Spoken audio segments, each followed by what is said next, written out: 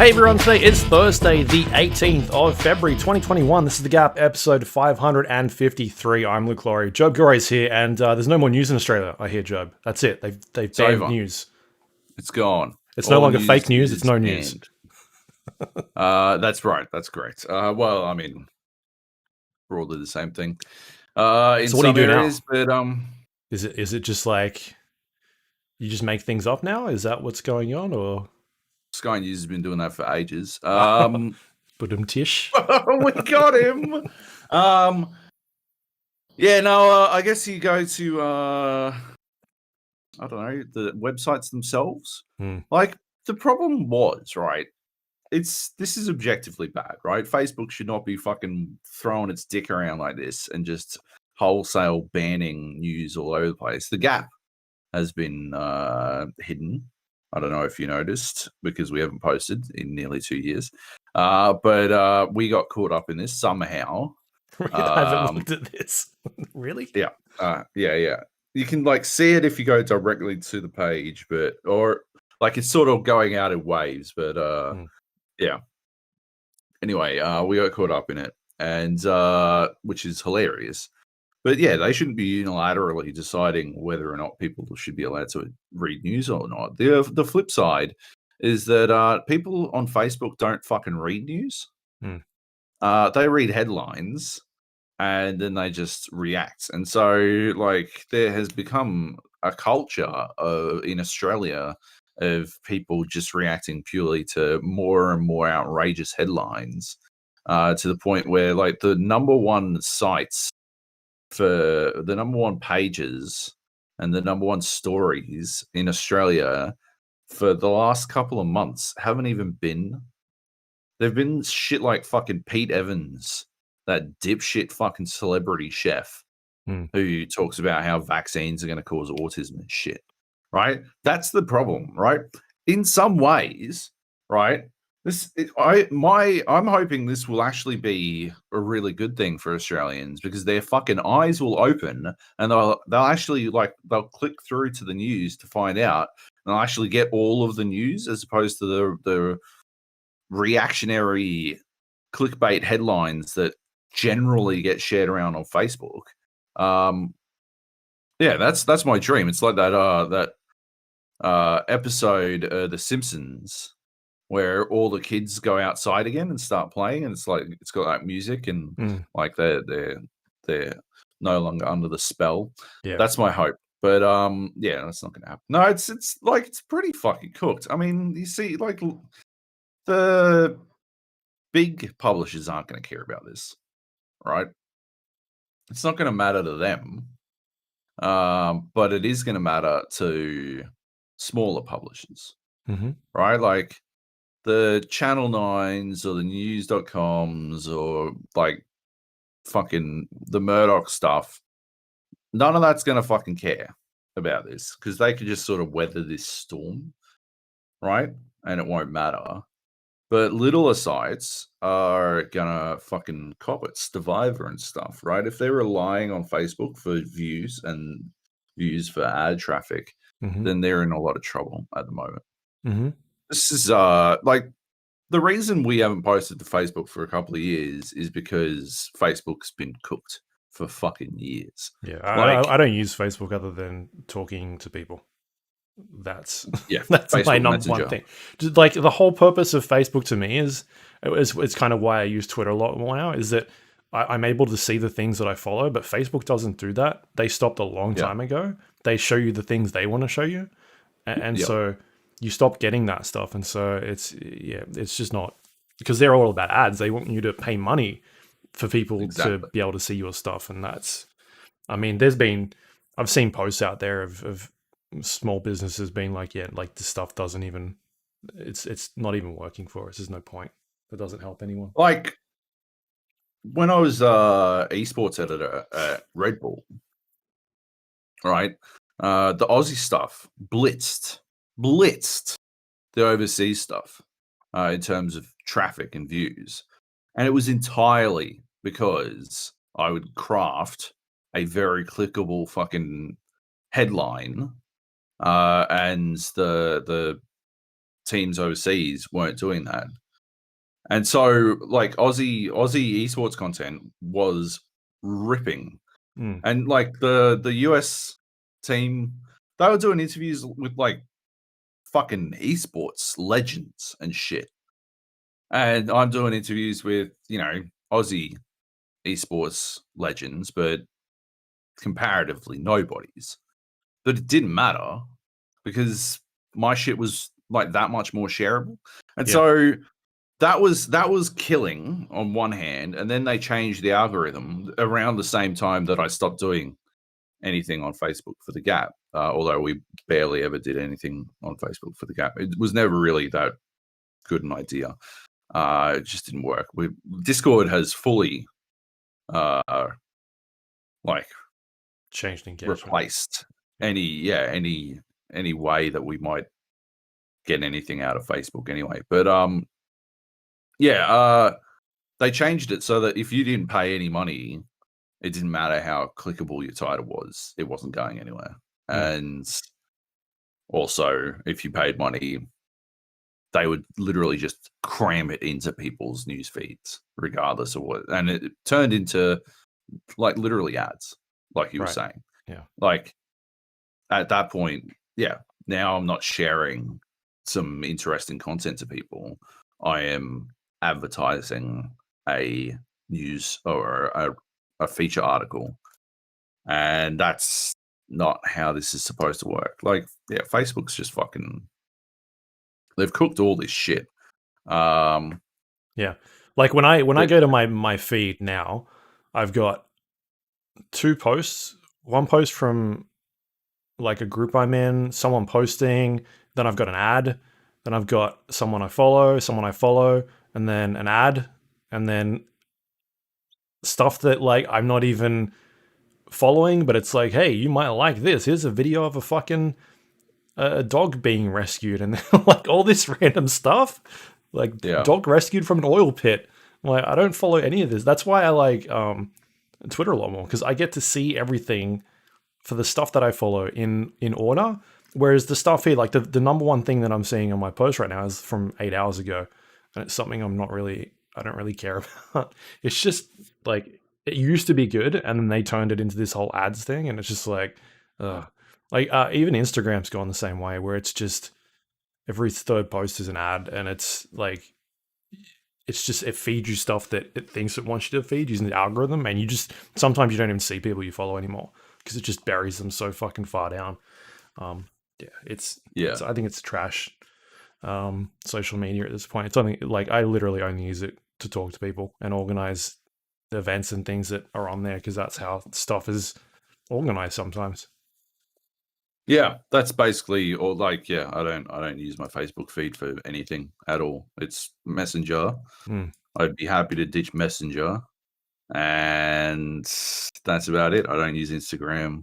But like, I guess the other thing is, right, it's not like the Australian government are fucking off the hook on any of this shit.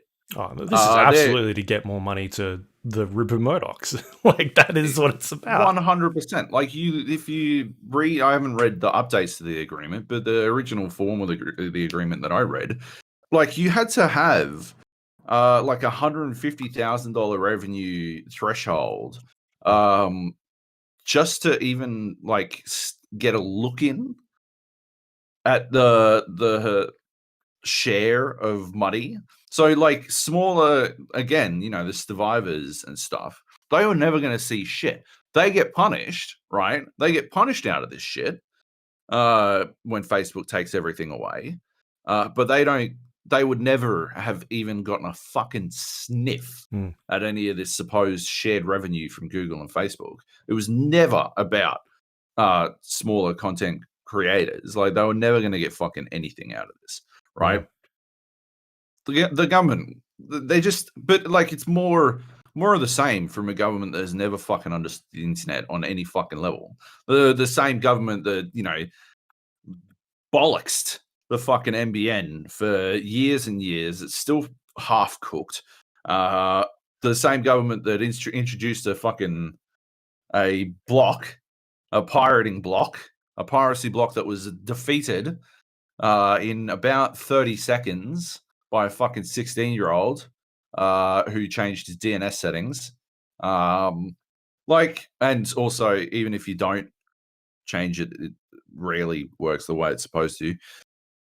But the fucking other thing is that we just keep fucking, I don't know, get them in again. So yep. So what happens when you go to our page? Is it blank or is there stuff there?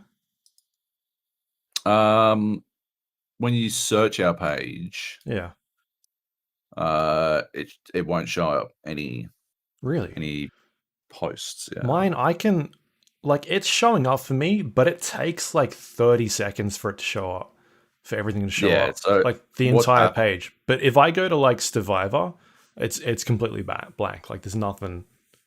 It's basically showing there's nothing's being posted. It's rolling out. Yeah, slowly. So I assume it's going to be hit because it's taking fucking ages to load. Whatever it's doing. Yeah, that's cooked. So does that mean we stop doing the news now? Oh, you reckon? We're not allowed to get unbanned. Smart. Well, we don't call it news. No. We call it fictional stories. Yeah. Made up stuff that we just came up with on the fly. But yeah, anyway, the long and short of it is, Google can get fucked for this, Facebook can get fucked for this, the Australian government can get fucked for this, Murdoch can get fucked for this. None of this should have ever been a fucking thing, but it is, and everyone can get fucked. Yeah. Nice. All right. Well, there you go. Wonder how long this lasts for. What is the outcome here? Yeah. All right. Should we talk about some games then? There's some stuff on here. Not a whole lot, but we'll go through what we can. Feels like it'll be a bit of a short one this week, but that's okay. You've been playing more Valheim, or still playing Valheim. It's the game of the I don't know, the moments. I would say it's sort of game of the early February. Yeah, it's we need something to play, and this seems all right. I've sort of been watching the Steam chart. It seemed to have I don't know, lined out a little bit. It was it was kind of going up and up and up, and the last couple of days it started to go a little bit down. But that's not to say they haven't killed it. They're doing stupid numbers on Steam, at least. It's the third biggest game right now. Competing against obviously Valve's two biggest games like Counter-Strike and DOTA. Counter-Strike is just going stupid right now. I don't know what they're doing in Counter-Strike, but that game is gone bananas. It's been around so long that every time I look at the numbers they're doing, I'm like, why is it still going up? How is it still going up? I don't hear anything about the stuff they're doing over there. Apart from hey, we're putting in this new map, it's Dust 4 or something like that. We're putting it back in rotation. But every time I see the numbers, it's breaking records now. It's hitting peaks. So I don't know. Anyway, and then Dota's just doing Dota things, but yeah, Valheim is doing pretty good. You look at stuff that was up there, Among Us is sort of, was it Among Us? Yeah, it was up there recently, and that's kind of dropped off a little bit. And I've kind of felt that was going to happen because of just the nature of that beast is this small team. I think it's transitioned to online, I believe. I don't think it's dropped off all that much. I think it's just transitioned, not online, onto mobile. I think it's just more popular on mobile than it is on PC. Yeah, it's just dropped off PC. Yeah. What was the other one that was doing Fall Guys?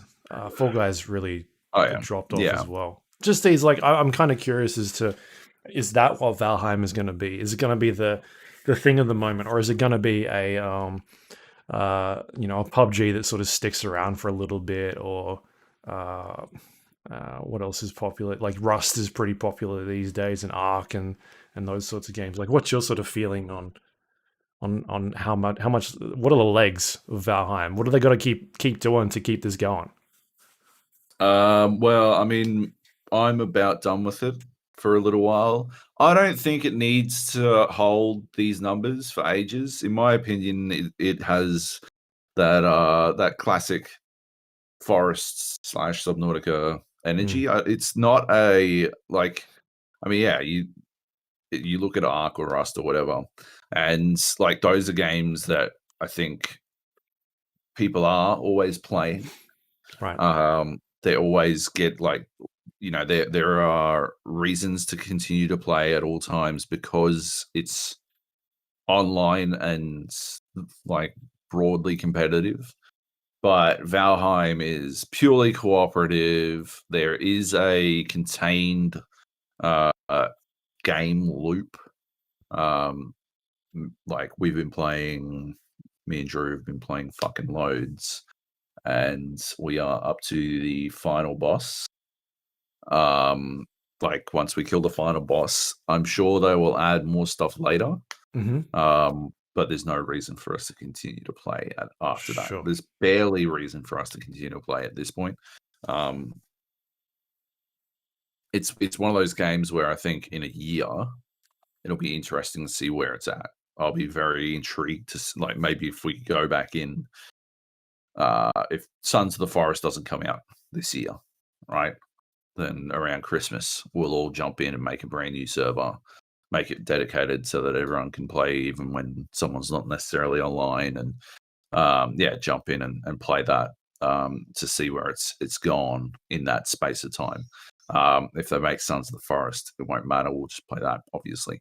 But yeah, I think it'll be one of those games. And then, I don't know. I've seen the roadmap. I don't know how long they plan on developing this game for after they release. Probably but, a bit longer now at this stage. Yeah. Well, yeah, 2 million sales, right? That's fucking huge. So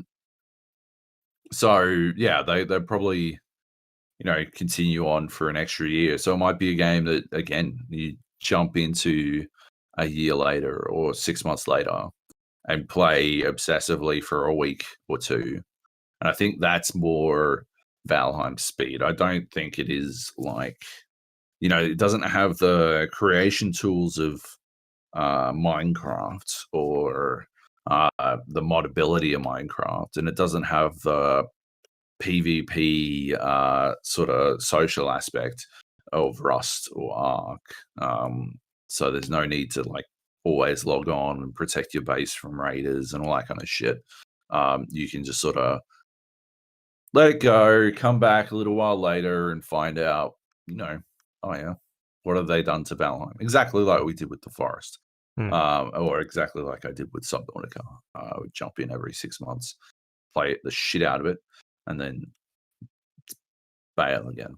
I think that works for Valheim, and it will work for Valheim going forward. Although, yeah, definitely think dedicated server is in order. Yeah, I mean, I'm having fun. Although I nearly rage quit on it earlier this week. I'd had enough. Drew's the seed that, so every world is generated based on a seed, and the seed that Drew generated is just it's just trash. It is such a saying Drew's seeds are trash. It's just he's shooting wet dust. It's just a shitty fucking world seed, and we just wind up in these situations where like so to find the fourth boss, you have to go into the mountains biome and find either the altar to summon the fourth boss, or there are like these beacons littered around the game that sort of will point you in the right direction. And I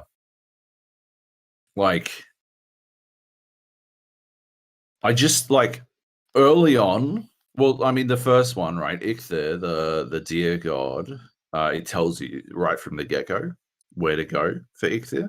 And so you armor up and you get ready and you go fight Ichthyr. But after that, you then find the location of the second boss, the Elder, by going through like burial chambers, right?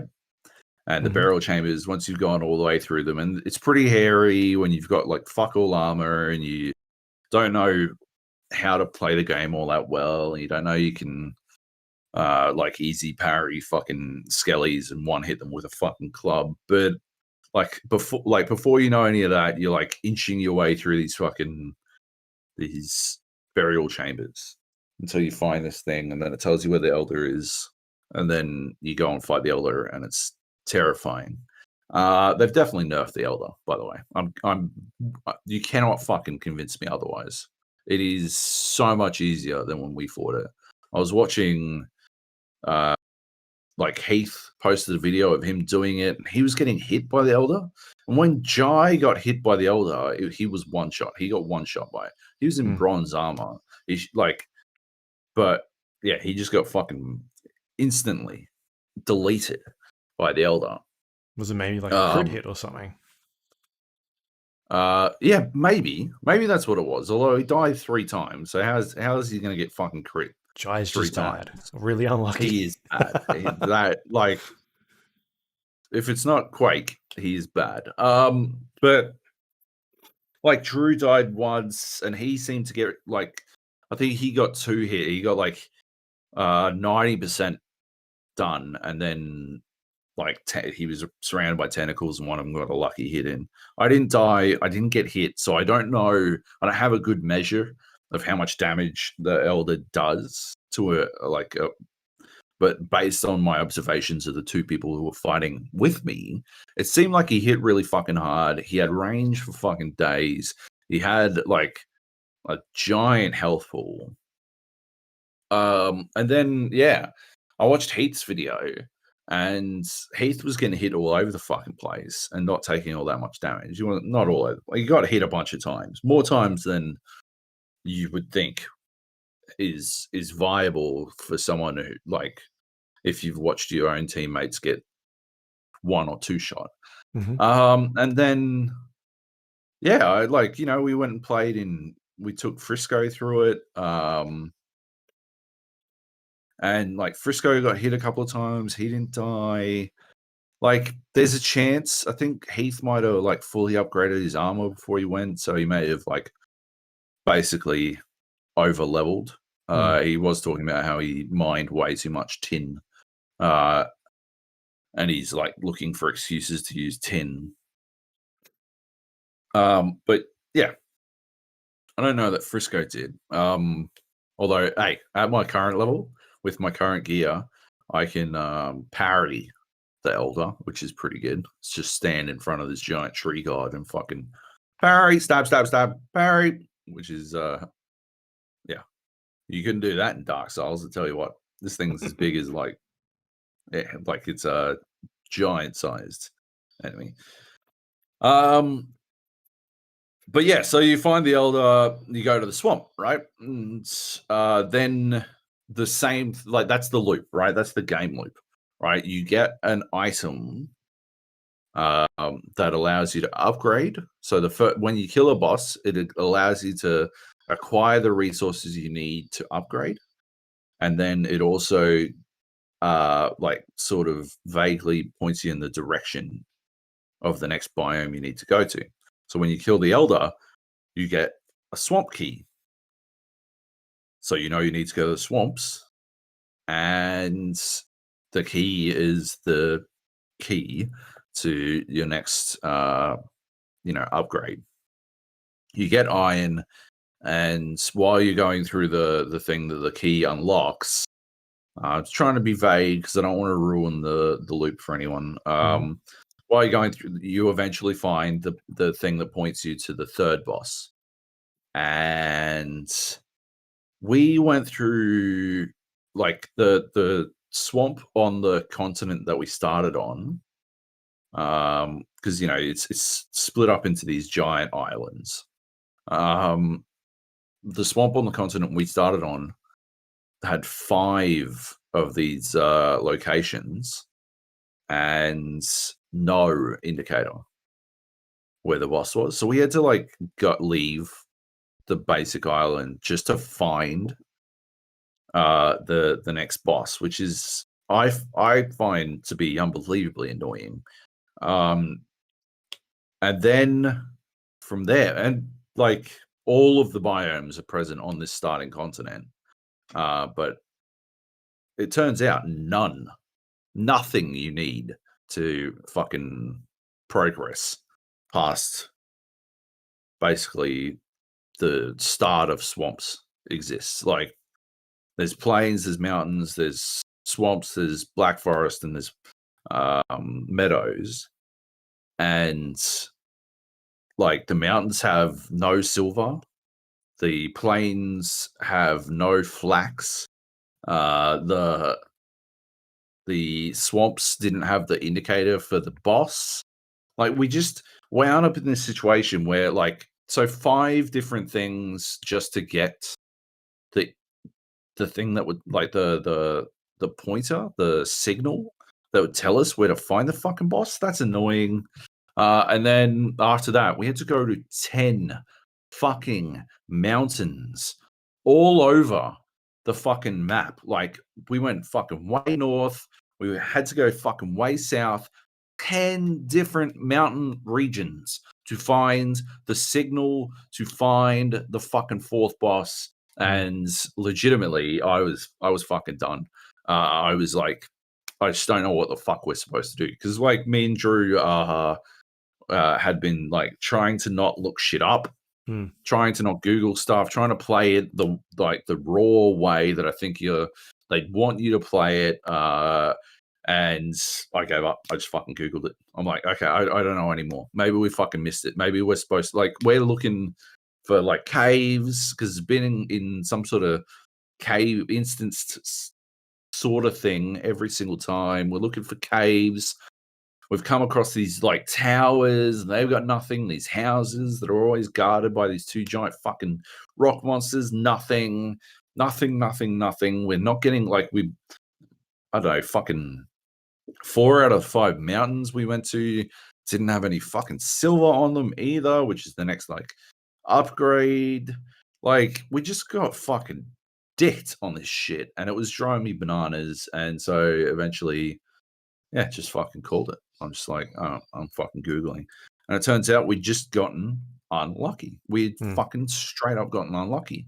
And literally, like even looking it up, I went and like looked it up, but the details were a bit weird. It was like, you'll see something, and it'll be filled with something else. And we're like, that must be a misprint. That doesn't make any sense. So I asked Junglist, who's finished the game, what the fuck? And he's like, I don't remember. Let me ask. And he went to ask the team that he did it with. And by the way, Junglist offered to tell me. Like, I was like spinning out because I couldn't find the shit. And he's like, oh, do you want me to tell you? I'm like, no, man, I'm going to find it. It's fine. And then I'm like, okay, tell me. He's like, oh, I don't remember. I'm like, what the fuck, man? Why would you offer? Anyway. So as he goes to ask his friends, that's when we land on another mountain and find the fucking thing. And we destroyed the boss. But by the time we were up to it, like we were literally at a point there where like we had almost too much silver at that point. Like we had just we're like on these mountains trying to find these things, digging in random locations. Oh, maybe we have to dig up the silver.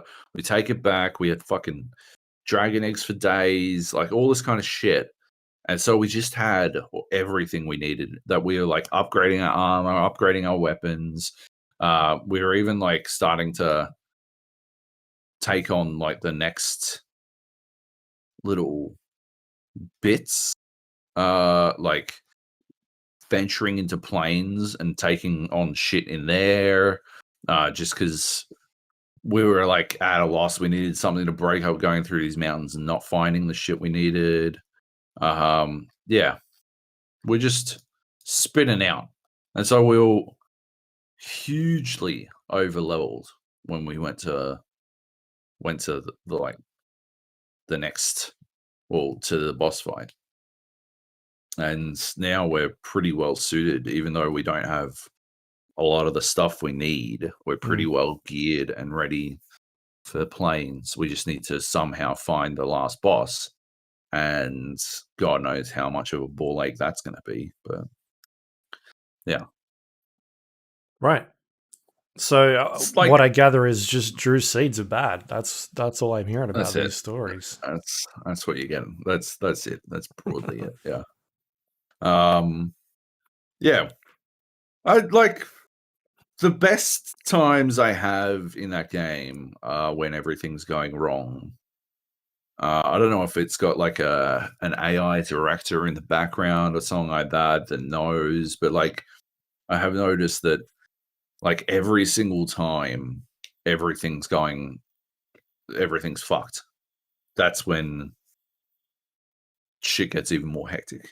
Like I died on a mountain, and I had to like drive a boat back over because we hadn't made a fucking portal, like dipshits, and I had to drive this boat back over, and while I'm driving over, a sea serpent attacks. But the boat I was on was already like pretty low on health, and I didn't have any weapons. And the sea serpent is literally just bashing into this boat. And so but like at the same time, I'm like 30 seconds away from where I was going in the first place. And so like I just sort of turned the boat so it still had wind behind it, but was angled directly into the fucking, like, just to beeline straight for the land. And it's straight up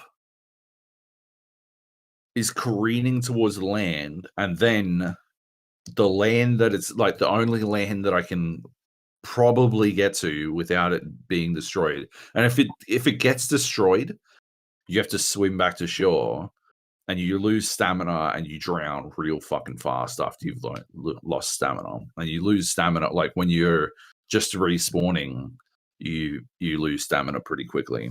So I'm beelining straight to land. You can see this ship is falling to bits. This sea serpent is just fucking it up. Because I can't attack it back and or anything. And there on the fucking coast is about, I don't know, 15 fucking greylings and grey dwarves, which aren't a terror. Like, they're not an enemy that you give a fuck about unless you have no gear at all. Like, greylings are like the first monster you'll really come up against. Grey dwarves are the evolution of them. If you've got no gear at all, you're basically the same as someone who just spawned. And so I'm like, yeah, I'm stuck, right? Like, I'm on this boat. If the boat gets destroyed, and it's about to get destroyed, it sinks, I die. Then we don't have a boat. We still don't have a portal because I've got all the gear. Like, I've got the stuff we need to make the portal. And I will have died. I'll have lost the marker for my dead body, so I'll have to find that again. So I won't have any gear again. I'll have to make a fucking new boat to come back over. I'll have wasted about 15 minutes of sailing time, etc., etc.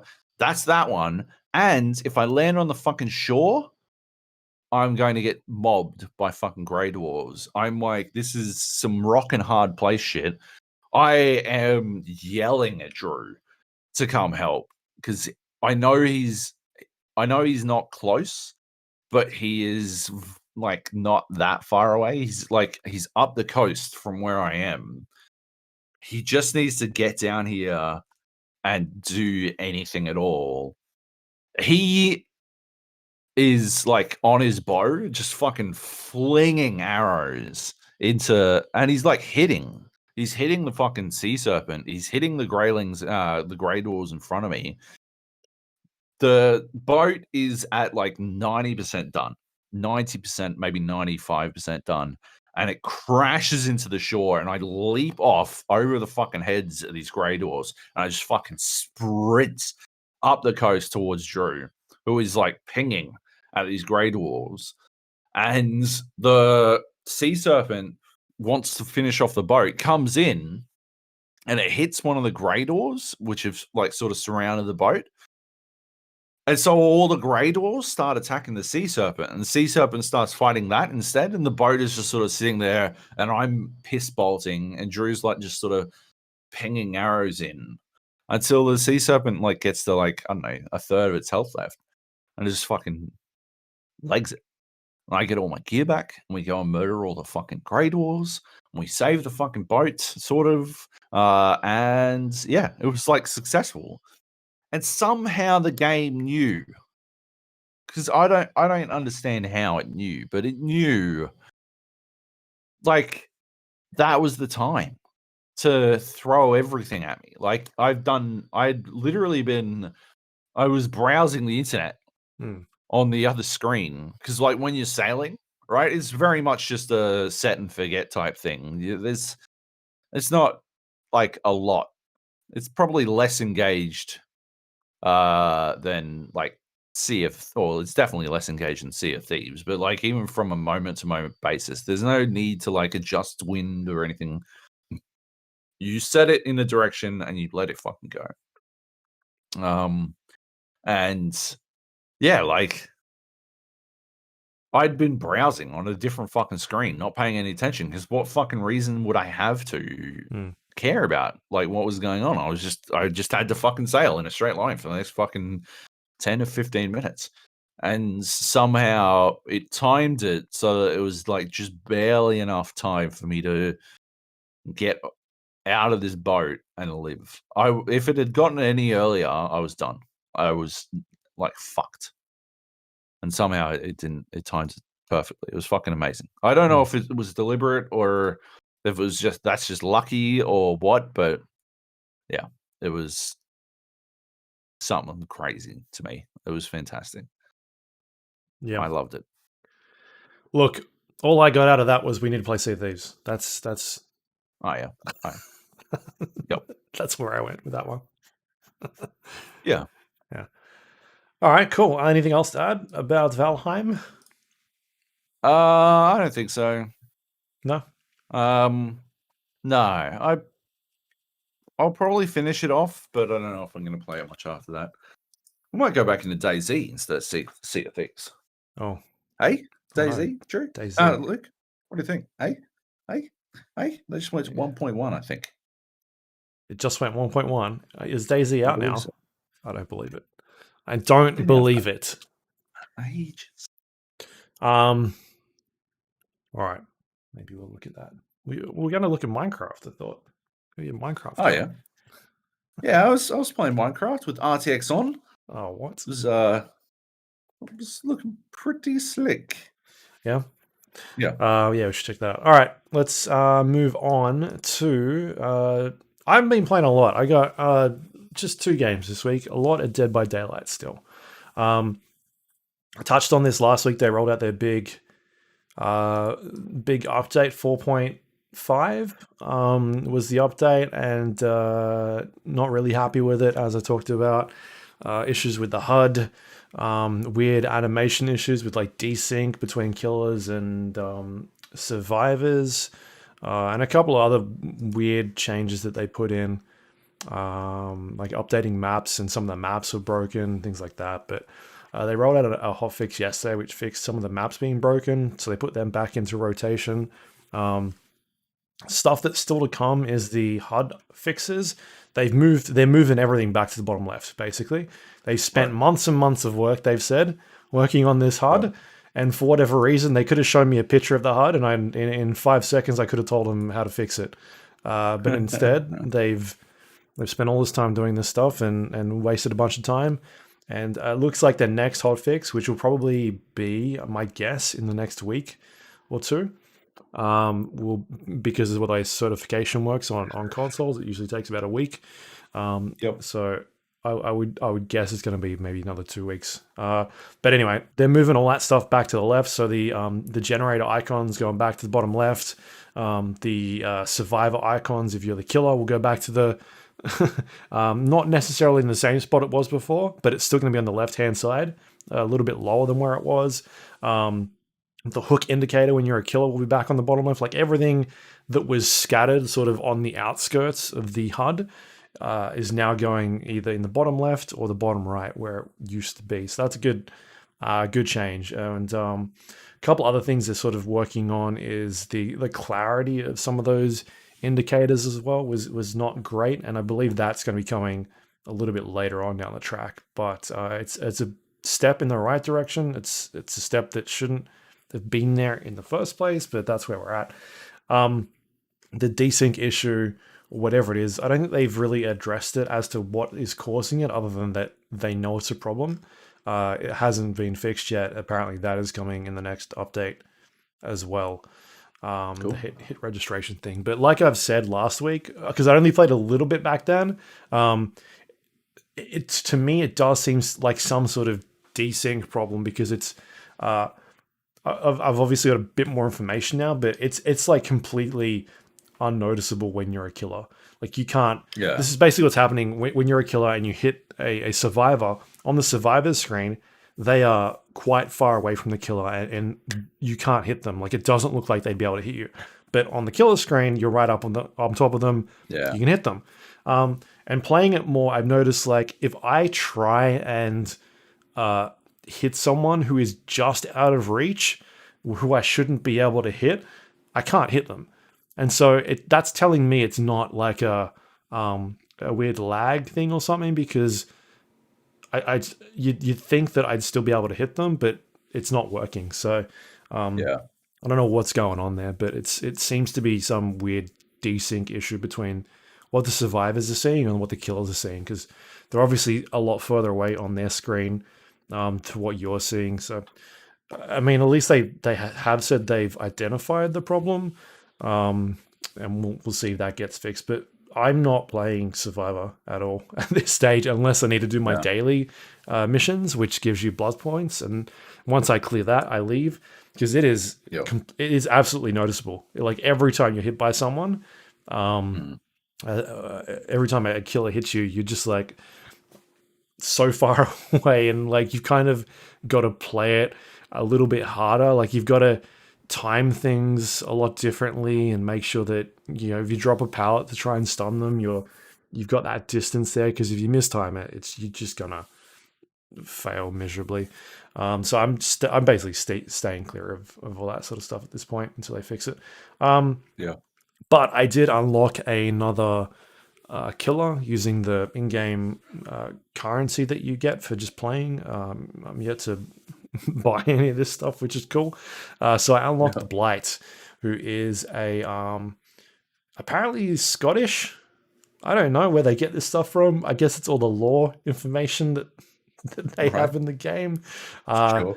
Yeah, but his abilities as a killer, he runs into things. He's got like 5 tokens, and you use this rush ability, and you bash into obstacles or walls or, you know, rocks, trees, anything that's kind of surrounding your environment. And when you do that, he slams against it, and there's like a 1.5 seconds that you've got in order to move around and look in a different direction, and then you're able to initiate your rush ability again, and then he charges off, and then for 7 or 8 seconds he runs in a line. You can actually move around a little bit as well, but you've got to basically like chain these rush combos and bump into things, and it allows you to move really quickly and get from one place to another. And once those tokens have depleted, you get like a stun or a stagger. He stabs himself with like a syringe, and that power starts recharging again. And so when you're chasing survivors, you can either do a basic attack, which is your left click ability, and attack someone, or you can enter this rush mode and try and hit somebody. But in order for you to do that, you've actually got to hit something. You've got to run into something first. So you've got to bounce off of a wall, turn around, and like charge at somebody, and then try and get the swing timing right to be able to hit them. So it's good for more open areas, like areas that aren't claustrophobic, because you've really got to bash into things properly and try and avoid tight corridors and things like that. So the way you sort of work around this killer as a survivor is get into find areas that you can like loop or get between cover, so that he doesn't have things to sort of bounce off of or be able to hit you easily. So you kind of want to put some distance between you and him, and also have something else in between you. And so you kind of don't want to focus on survivors that kind of are able to find a good spot that they can really use to their advantage and run around and just kind of waste your time. What I've found that's worked really well is just being able to down a survivor really quickly, get them on the hook, and then look for the people that are coming to rescue them, and then like really starting to put a lot of pressure on them. Like I was playing a game yesterday where I was getting destroyed by this group of survivors. Like they had basically like one dude was just looping me at the killer shack. And I was having a lot of trouble bouncing between obstacles there because I'm still trying to learn how to use him properly. The idea is when you get to an area that you can loop as a survivor, you've got to look. They've got strategically things around those areas that you can bounce off of to try and get around this stuff really quickly. And I'm starting to learn like where I should bounce and things I should avoid and that sort of stuff. And so, but this dude was just smashing me. Like he knew exactly what to do. I eventually got him, and then all his friends came over, and then I had like one generator left or something like that they needed. And I had like one hook. They were mincing me. So I downed him, and then they just got too cocky, and I started downing them like one after the other, and like they were trying to rescue each other like really quickly. And so I would just start like I got to a point where I was like, no respect play. Yeah, like I was just slugging them at that point because I was like, fuck you. If you're gonna run at me with like, I think 3 of them had like flashlights as well, and I tried to do flashlight save, and so I'd like bait the pickup and pretend I'm going to pick up this guy, and you'd hear them like running around the corner, and I'd be like, "Fuck you, I'm not picking him up," and just slug them. Eventually, I downed all of them, and I didn't down like I killed all of them, and so that was they were all like GG and like fucking hell, like that sort of thing. They weren't giving me shit or anything like that, but. Nice. I feel like I'm having fun with him, but it's definitely a killer that you've got to put a lot of time into and really learn how to play it properly. And once you can do that, he seems to be very powerful at moving around the map. And so I'm pretty close to maxing him at 50, the level cap, and then I'll move on to the next one. I think at this stage I'm going to start buying some actual killers, because the ones that you can't buy are the like. The not themed killers, but like properties, IPs, or like stuff that is in movie properties or things like that. So you're not hillbilly, cannibal from what's he from? The Texas Chainsaw Massacre. And the guy from Silent Hill, Pyramid Head, and those sort of things you can't actually buy using the in-game currency. You've got to pay money for them to go grab them, which is understandable. I guess that there's obviously the people behind those license holders are getting money for them, so they can't necessarily, I guess, give them away for free. So I think I'll start dropping some money on some of those guys and leveling them up, because I feel like I've got like 4 or 5 of those ones that I haven't picked up yet. So that's where I'm kind of going through next, I guess, until they fix some of this other stuff. I think there's a new killer survivor coming in about 6 weeks.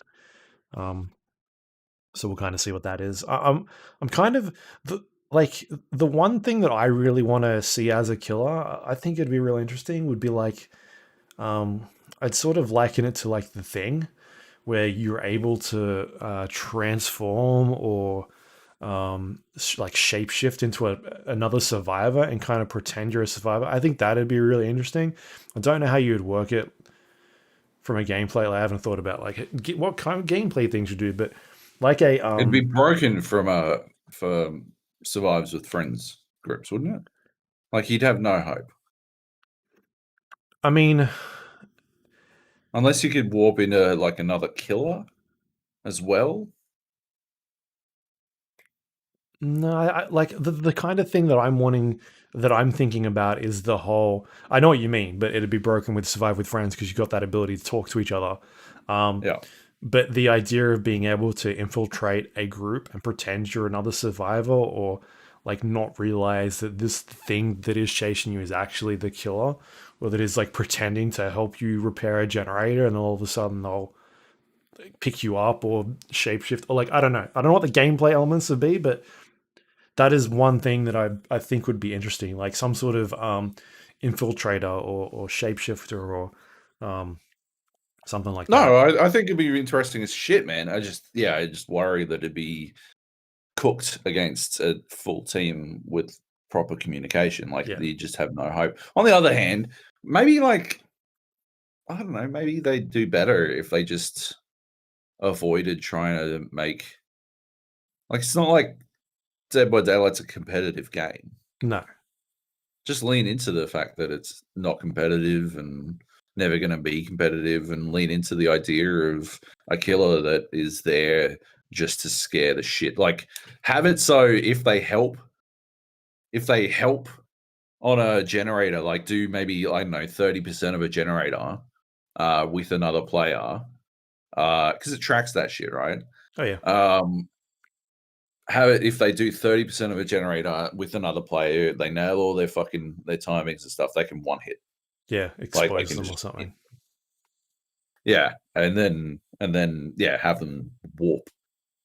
Like have it be like scary as shit for them to just like fucking flail out and like give them fucking mad range and like a one hit ability, and then just have it so that you're like terrified of. Suddenly you're terrified of doing gens with another player and stuff like that. Like, that'd be fucking cool. That'd be grand. That'd be a good idea. Yeah. I'd like to do that. Yeah, like the one I'm playing a lot of recently is The Spirit, and she is able to basically move really quickly throughout the map, but being sort of invisible. She's got like this phasing effect. But she moves really quickly while you're in this phasing effect, and you're able to pop in and out of areas really quickly. And so what I do is I chuck on her one of the nurse's abilities, which is Nurse's Calling, and that means that whenever somebody is healing another survivor, you can see them both. So whenever there is a healing going on, you can see them, their aura. And so I like to get into a situation where I'm doing a lot of like one hits on people, let them run away, and then I trigger this, if they start healing each other, then I know exactly where they are. And so you trigger that power. She goes into her phasing move where she's invisible, you can't see her, and moves really quickly, and then you kind of pop into where they're standing. You can't see any of this stuff while you're doing this phasing effect. Like it basically, everybody's invisible on your screen. Even the other player, you're invisible, the other players are invisible, but you get an idea of where they are. Like once you're knowledgeable about the maps, you're like, all right, I know where that person is. And you can pop up like exactly where they're standing and just fucking down them straight away. And I run that with, the other thing I run that with is the pig's ability, which is like, oh man, I can't remember what it's called, but it's basically, if they rescue somebody off the hook and if you're far enough away, they get exposed and you can one hit them. And so all of a sudden you've got this person that you can one hit next to a person that they're trying to heal, and you know exactly where they are. And so you can pop out right on top of them and hit the fucking exposed person, and they're down like instantly. And just stuff like that. I like playing with like weird abilities that you can tinker around with. But like the Blight, he's got some really good perks. Like there's one he's got where hex totems can if you're running a killer with hex totems and the survivors cleanse it, it basically transfers that hex totem to another totem that's not being used, and so it gets like a second shot. And I think that's pretty cool, especially if you're playing against a team that is communicating a lot, and they understand that they're playing with a killer that's running these hex totems. So it kind of gives you the RNG factor can sometimes screw you over, where like someone will instantly find one. You're like, fuck. Like other times, like I've had games where there's been a totem in a spot that I'm like, they're never going to find that. Like that is a stupid spot in this game. I love it. It's fucking great. And stuff like that. So sometimes you're kind of screwed by RNGs, but he's got another one that's called Death Grip, where he kicks a generator to start regressing it. And if anybody interacts with it within 30 seconds, they get exposed, which means you can one-shot them. And also, they scream and it shows you their aura for a couple of seconds. So I've been running that one on him as well, because you kind of like, you find a generator, you pop it, and you just fucking take off. And if they go in and interact with it again, you just come back. And it's basically like a minute of you just got to one hit them, and then that's it, and they're down. It allows you to control stuff a little bit more as well, which is good. So yeah, I mean, he's got some good perks in there, which I really like. And still having a lot of fun with that game. It's jumping on every night at this stage. They're running this Lunar New Year event where you can get these offerings that you can burn in the game, and it gives you bonus blood points. It gives you there's a couple of other items in there, like the survivors can get firecrackers and they can use them as sort of like a flashlight effect, where they can throw them down and it'll stun you and blind you after it goes off for a couple of seconds. So yeah, it's a cool little event. I like that sort of stuff. You get a lot of blood points. Like I'm finishing games with like 47,000 points. Generally, you can get like 30, 35. So I'm getting a lot more, allowing me to level up a bit quicker. So anyway, that's Dead by Daylight. It's busted right now, but I'm having fun on Killer, because it's not busted on Killer at this point, which is good. Nice. Yeah. What else you got here? You got other games you're playing? Midnight Ghost Hunt. Okay. Let's do Midnight Ghost Hunt now, because it sort of relates. I was thinking about when you're talking about your idea of a thing style killer, because so it's a prop hunt game. So one team basically becomes items in the game world, and the other team has to sniff out those items and kill the other team. Hide and seek, yes. But yeah, you can become, a chair or a desk or a potted plant or a suit of armor or some shit. You don't really move around or anything. You just sort of sit there. You can move, but it's you're a fucking obvious potted plant that's moving around. It's quite obvious. So there's that. And the other team, they're these ghost hunters. They've got an array of weapons that they can use to take out other people. The ghost team, they're ghosts. And so you inhabit this item. And then when the item's destroyed, you get popped out. And that's when they shoot you. That's when the hunters will shoot you. But the ghosts have an array of like skills that they can use. And one of the skills they can use is mimic the hunters, and so you can sort of run around with the other hunters like pretending to be one of them. And that was probably the best skill that I saw, because it like you can hear so there's comms on the hunter team, and they're all talking. They've got like location based sound, so you as a ghost you can hear them talking to one another while they're wandering around, provided they're talking in game, obviously. But the moment when I'm running around as a ghost pretending to be one of them, and they're like, what was it like? Hang on, beefsteak? Isn't there didn't beefsteak go? And they're like yelling at each other whether or not I'm the real beefsteak. And I like, as soon as I heard the name, because I knew who I mimicked, I just started fucking piss bolting. And I like sort of turned around and I'm like,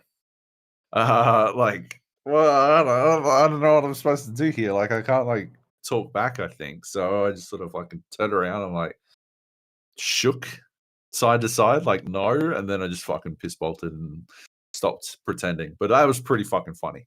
Because they were freaking out about there being a second beefsteak.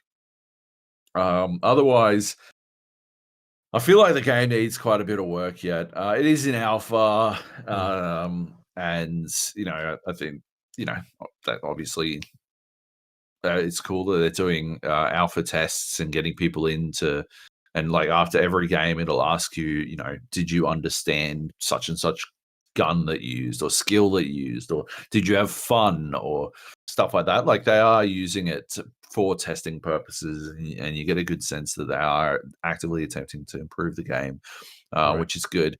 The problem is at the moment, it seems like, there's only US servers. I don't know how much lag plays into it, but like there's also a bit of a tendency for the game to just dump you into a game in progress, and that's not good.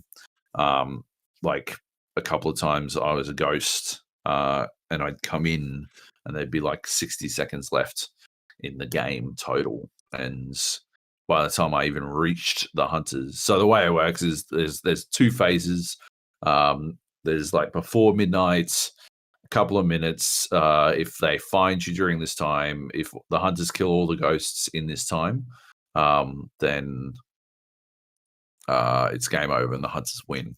And then after midnight, the ghosts can kill the hunters, and the hunters have to survive for another couple of minutes. And that's it's a pretty different start of the game, because it gets significantly more spooky, and you've got a lot more power as a ghost to take people on. You can hit them and stuff like that, and it's a tricky one, because it felt to me in the games that I played, and I played, I don't know, maybe 24 games.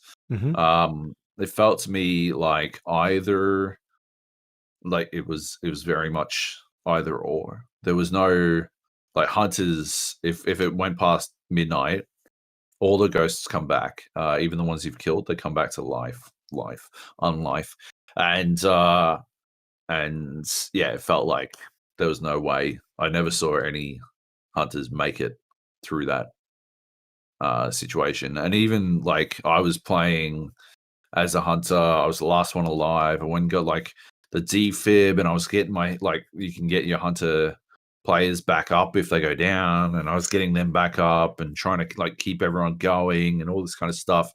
But we still never made it. Like that was the best run I think we had, and we're still 30 seconds away from escape. I think it might be tuned a little too aggressively in the ghost's favor in that one. It was also difficult because playing with 300 ping, and just sort of there was that.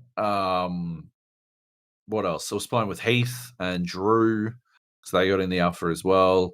And me and Heath were on the same team at one point. And I'm like, oh, Heath, you should do what I'm doing, because Drew was on the other team. And Heath's like, oh, yeah, but where am I going to find another barrel? I'm like, don't fucking say I'm a barrel. Keep it vague. Now fucking Drew is looking for a barrel. And then Drew turns around the corner and shoots the fucking first barrel he sees, which was me. And that was me done. And I'm like, you fuck. Oh, my God. You really fucking... But Heath managed to live for ages as a barrel. He actually went and found a barrel. Inexplicable. I cannot believe he went for the barrel. Anyway, like we had fun, but in its current state, I don't know. I think prop hunt games don't have enough within themselves to justify the full price of purchase. So unless it goes for like $15, I don't know if this one's going to have the legs that it needs to gain an audience. And it's a game that only works if it gets an audience. So yeah, it's one to keep an eye on, especially price wise. And I'll definitely participate in future alphas to see how it's tracking, because I did have fun, but it's a game where, with more people, it would be more fun. Right. Yeah. I feel like you had this criticism last. You played this before, right? No, I didn't get to play it. I think Kleb played it. Right. Yeah. I think Kleb might have talked about it on the podcast when he came on. Yeah, I remember someone saying that the ending, like once it gets past a certain point, it sort of seems inevitable. Like you can't. It's quite hard to come back from that. So it seems like that hasn't really changed at all, unless this is a completely different game you talked about. But or maybe it was Kleb. Anyway, right. Yep. That's so that's in like they're doing weekends, aren't they, for that game? Yeah. Yep, they are. Right, cool.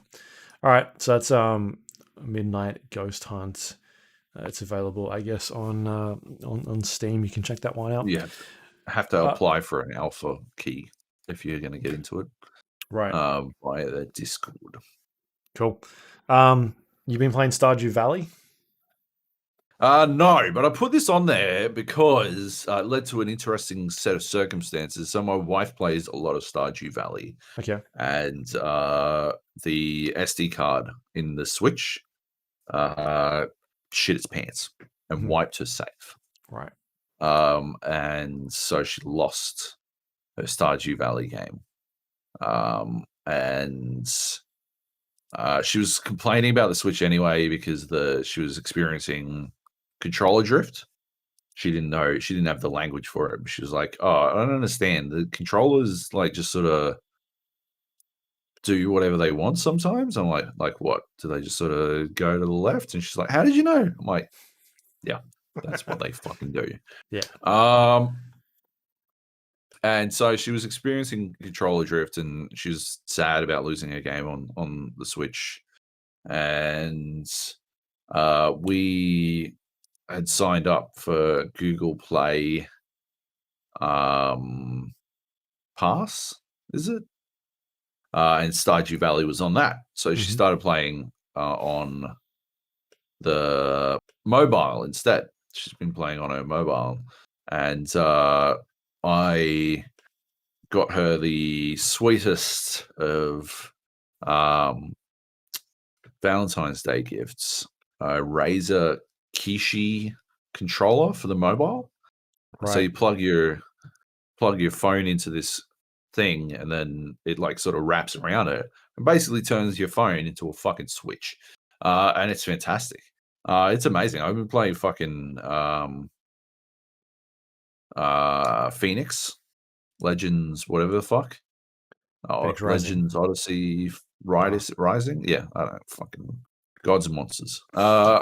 Yeah, I've been playing Phoenix on it. But I think you said everything by the actual title of the game. I know. I did. Gods Among Us. I've been playing, like, streaming from my Xbox onto my phone and playing Phoenix on that, which is pretty fucking cool. It works really well. Like it's a fantastic like way to actually play on the phone without having to cram your thumbs over the screen and stuff. So that works really well. I'm super happy with that. You bought this for you, didn't you? You didn't buy it for her. Well, she yeah, basically, obviously. That's how Valentine's Day gifts go. But no, she's been using it like nonstop to play Stardew Valley. She fucking loves it for that.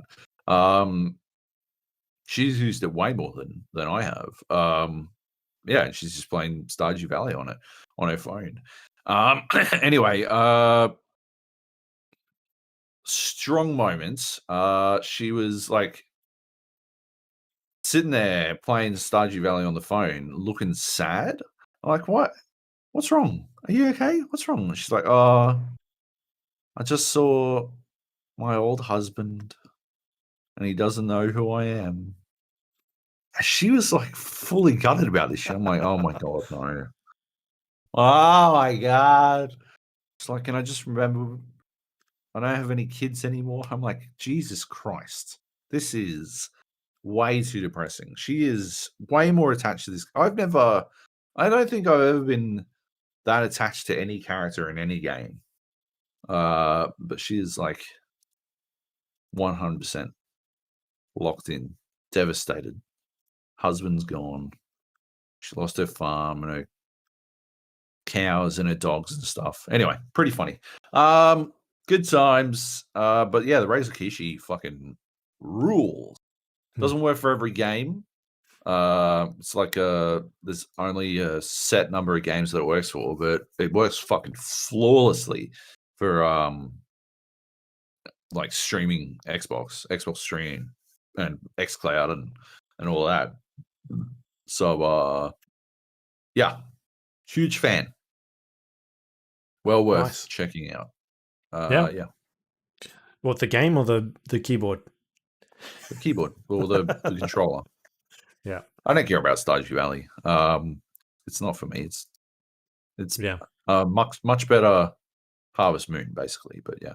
How is the new phone going now that you've had month? S21. It's a bit weird, but I like it. I like it well enough. I got rid of I got the Samsung Galaxy Buds Live for free with it, and I sold them on eBay because they were shit. I felt bad about selling them, to be honest. I couldn't, in the description, I couldn't even bring myself to write good pair of headphones. Couldn't even say that. It felt too dishonest. Pair of headphones? Question mark? Yeah, definitely a pair of headphones. But and when it said condition, you don't put good condition, you just put condition. It is in condition. But yeah, so sold those. But the phone itself, it's good. I don't use a lot of the Samsung stuff. I'm so. We were talking about this last week, right? I'm so looped. I'm so stuck in the Google ecosystem that it's difficult for me to get out. But I have set up, because I got this Samsung Galaxy Active watch thing, and I got this case. I got this case for the S21 that has like a slide out thing for cards. So I used to have one of those big wallet cases. Yeah. This is better, takes up less room, but I can only bring 2 cards with me, and it's not that big a deal, honestly. It doesn't actually matter ultimately, but I got the phone and I set up Samsung Pay on that because for whatever reason Google Pay won't work on the watch. Right. So I set up Samsung Pay instead. That's about the only Samsung app I'm really using. But it doesn't seem to be. I remember prior to that I had the S7. Prior to this one I had the S7. I didn't really like the Samsungness of it. I kept pressing the fucking Bixby button by accident. Yeah, has it got that button on there still? The new one? It does not. It does not. And I don't think I've ever pressed it on purpose. Yeah, on purpose. Yeah, yeah, exactly. Right. You can remap all the functions and stuff, or get rid of them, and they've gone in and made it so that it's far it used to be that you'd have to download a bunch of shit to get the Bixby killer app or some shit that would just get rid of that stuff. But now they've just sort of implemented that stuff by default, which is much better. Cool. But yeah. So what did you end up replacing your earbuds with then, or you haven't? Oh no, I've got the Jabra Active 65Ts. I've had them for ages. I love them. I love them to death. They're fantastic. They fit nicely in my ear. They have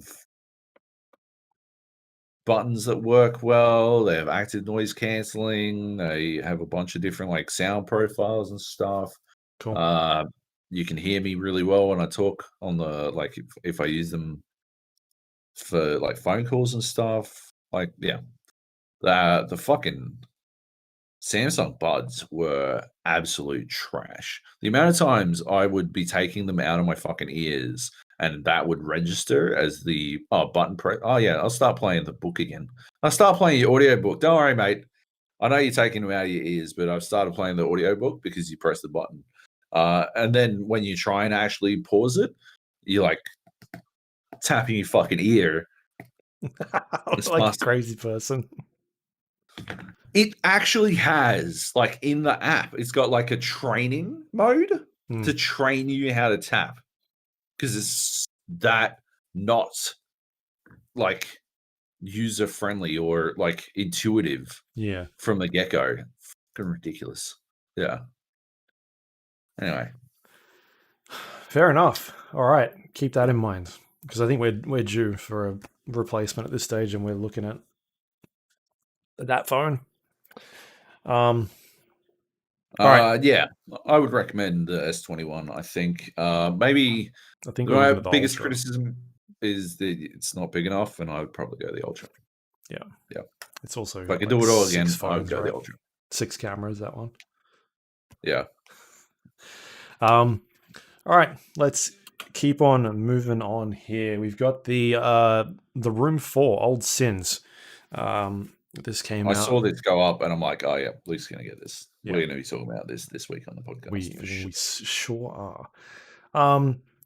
So this is Fireproof Games' latest puzzle game, which they've released a couple of them now. I've talked about, I think, most of them.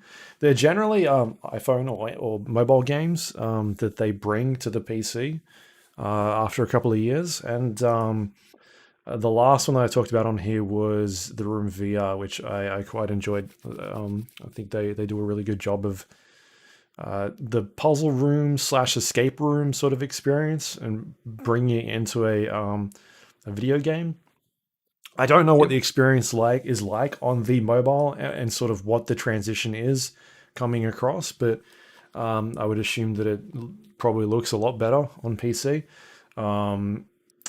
And I would think that the puzzles are probably relatively the same, because you're obviously using your mouse here for the most part in terms of interactions, and on the Android, probably just using your finger to move things around. Apple device. So anyway, this is the Room Old Sins. It was out in 2018 on the Android / iOS devices. I really like this one.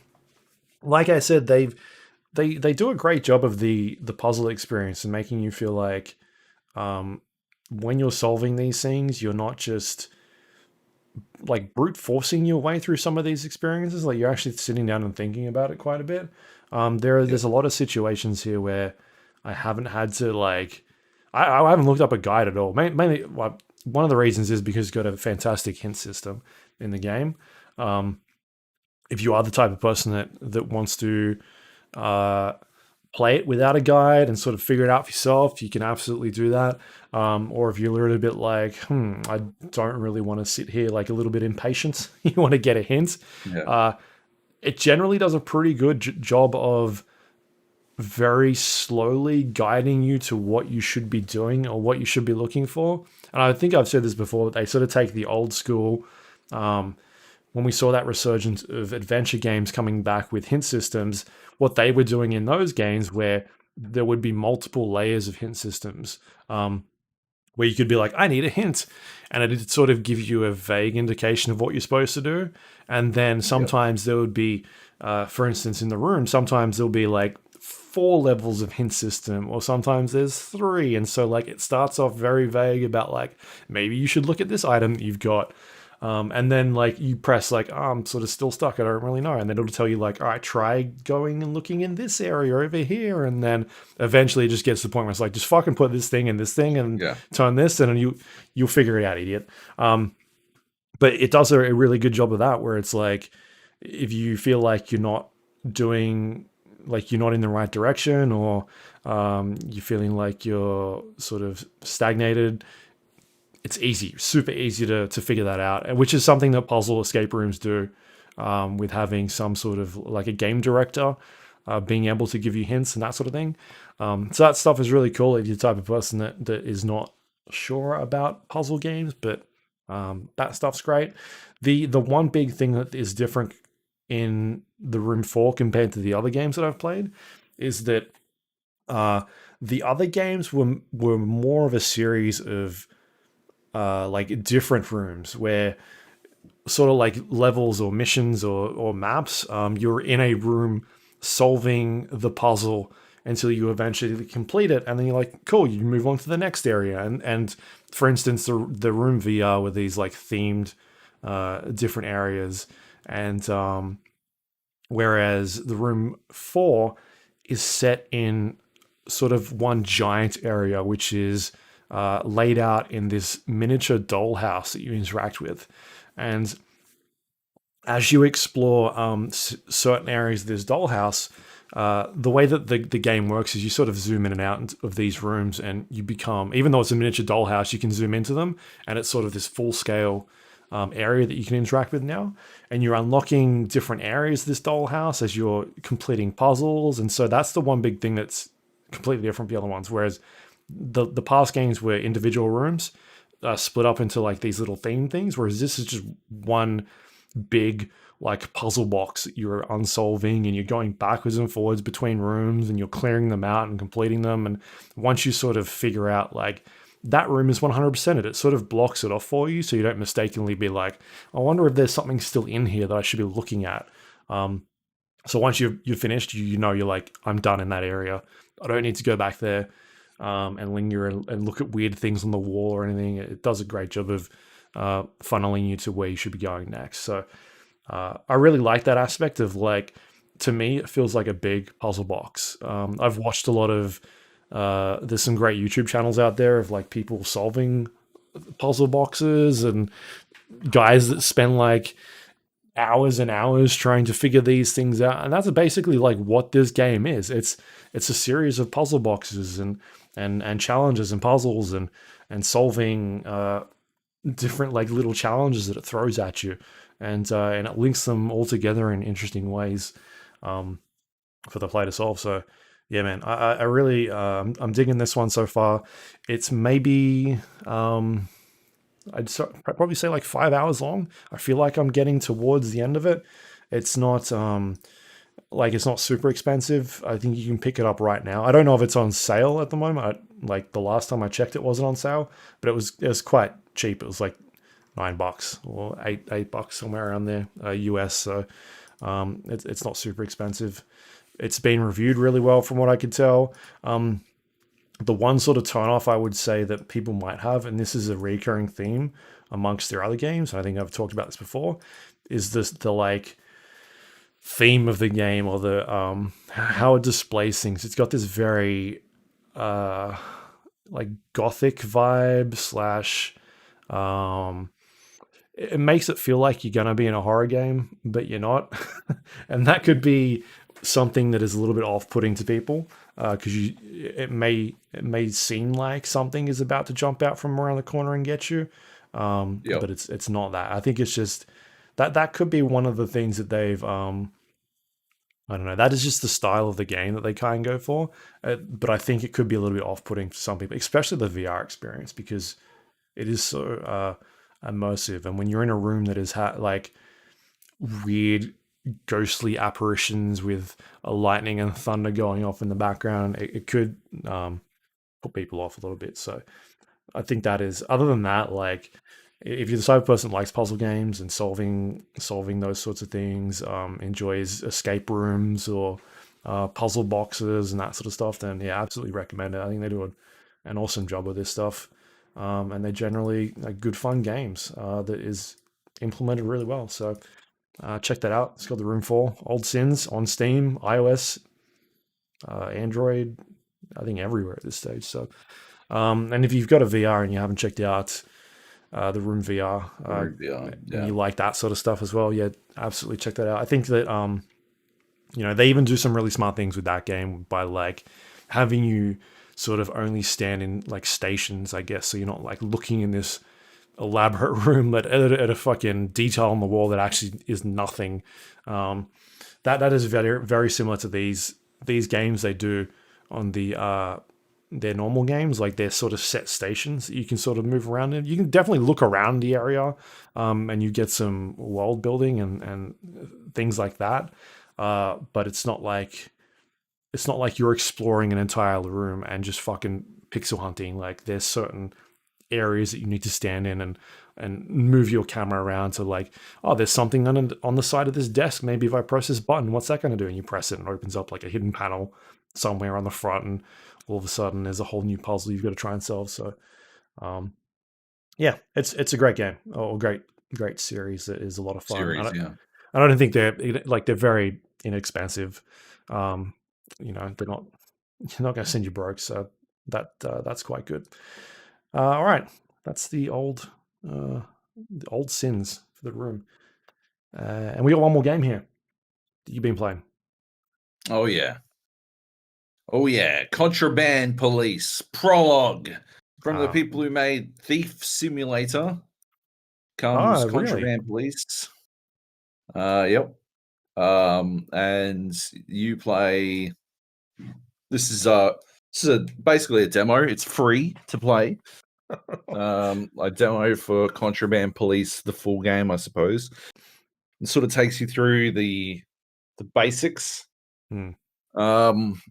You play basically a border patrol officer doing like searching vehicles as they come into your country. I love it already. Can you like fucking?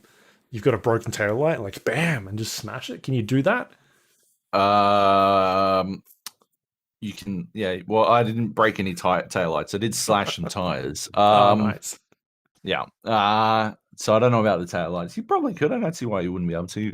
But yeah. So yeah, you're like looking for contraband, or it's almost like a Papers, Please style game in some instances, because you're literally looking at their papers and matching details. It's like, oh yeah, sorry, that name doesn't match with the one you've got listed, or your like entry pass is expired, so I don't come in, and stuff like that. But at the same time, well, first of all, like Papers, Please felt like a game that was trying to like get a message across. This doesn't feel like that. This feels like a goofy game where you're a border cop who does some stuff and can slash tires and drive around and take prisoners places and stuff like that. This is far more of a police simulator in the sense that like Thief Simulator, I guess. It's ever so slightly goofy, but at the same time, I don't know, weirdly charming in its goofiness. And yeah, so you're doing this border patrol stuff, and yeah, that's about it. Sometimes, someone will run, you got to chase them down. I think you kill them. I don't know. I'm pretty sure I killed them. And so there was that. And yeah, it just sort of goes on with you going through the life of being this contraband police officer and slashing tires to find stuff, or looking through suitcases or seats, or like one of the days, it's like there's too much food in the great country of Pakistan, or whatever the fuck it's called, Kazakhstan or something. There's too much food, so nobody's allowed to bring food in for today. So anyone who's got food in their car gets turned around at the fucking border, which is pretty crazy. And yeah, that's basically all there is to it. It's weird. Like I said, it's goofy but charming in its goofiness. Right. Everyone speaks in Russian, but there's like subtitles, and this dude yells at you over a fucking loudspeaker the entire time, trying to tell you how to play. And yeah, I think it's worth checking out, mostly because it's free and it's just goofy enough to be entertaining. I don't know if I would pay for the full game whenever it comes out. I don't know when that is happening. Right. But I'm sure it will probably have a meme audience that falls in love with it. Yeah. That's about it.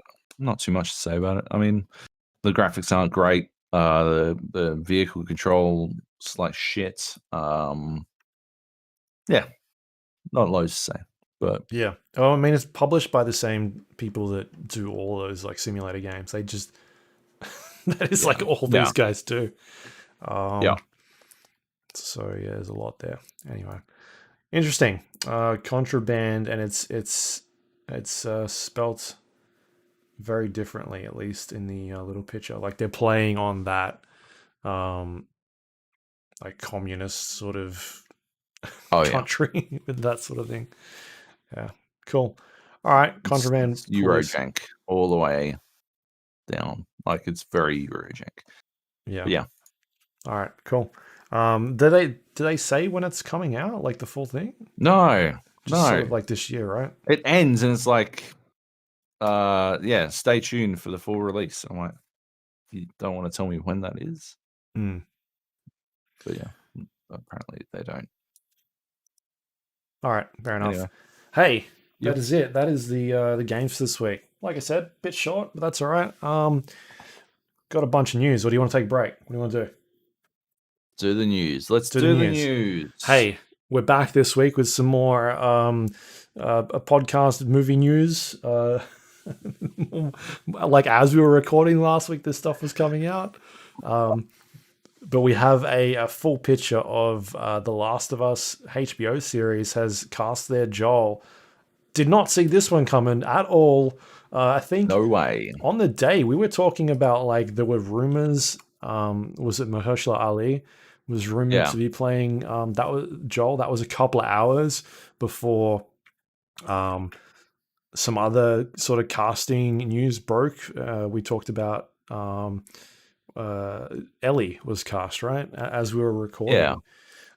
Which sort of made me think, oh, maybe the Mahershala Ali thing has some weight to it. But at the same time, the thing that sort of deterred me from talking about it that day as a rumor was that I didn't really know, like the site wasn't really something, it wasn't a big site, or like there was also a lot of other bigger sites talking about this thing.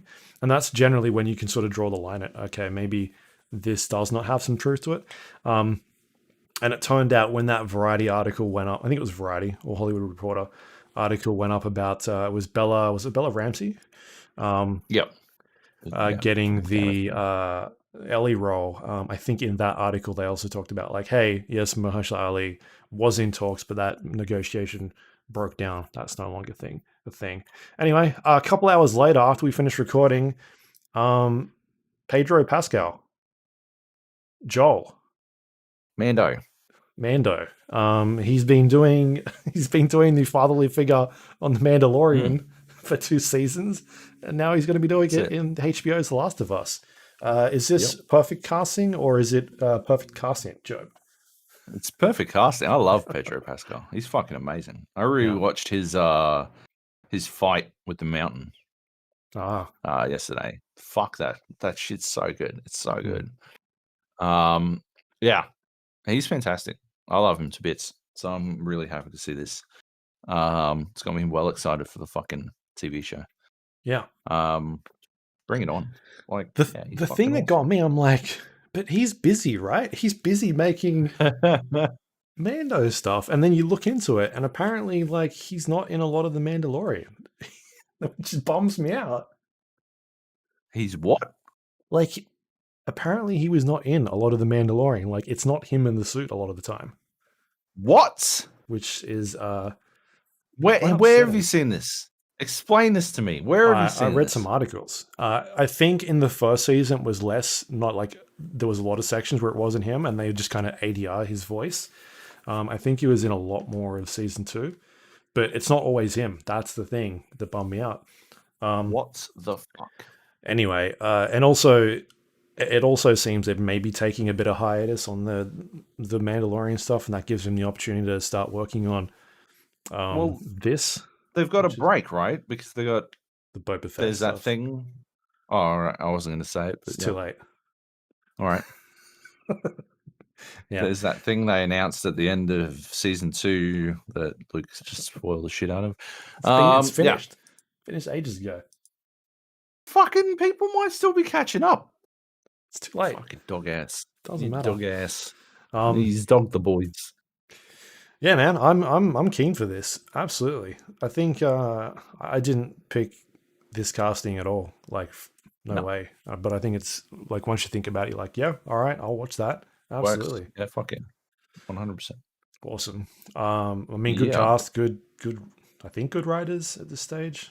We'll have to see. I mean, the Hangover guy is writing it, right? It could be a hit or miss.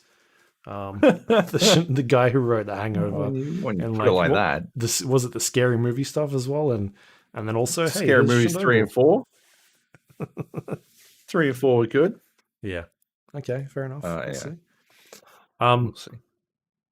Yeah. Any other casting predictions you've got for this show? Like anyone you'd like to see show up?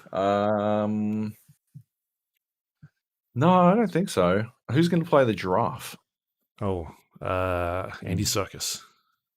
Oh, yeah. That's smart. That's smart. Who's that dude? He's like the uncle in Supernatural. Oh, he can play the uncle in this as well. Uncle I was gonna say Dean Morgan. Jeffrey Dean Morgan. That's the dad, right? That's the dad. Yeah. Yeah. No, I can't. Jim Beaver. Okay. Jim Beaver is his name. Who's he? Who is he playing? He's Joel's brother, I reckon. Oh, okay. I guess. Huh. I reckon he'd be good at it. Tommy. He'd be a good fit. Tommy, that's it. Yes. Does make a good Tommy. Does Nolan North or Troy Baker have a cameo? They got her. 100%. How could you not? Yeah. Cool. Anyway, yeah, that's awesome. More casting news. The Borderlands film. What is happening here? Jack Black is Claptrap. Yeah. Like, I don't know. I didn't see it coming. Like at this, I think at this, at the point we left off last week, right?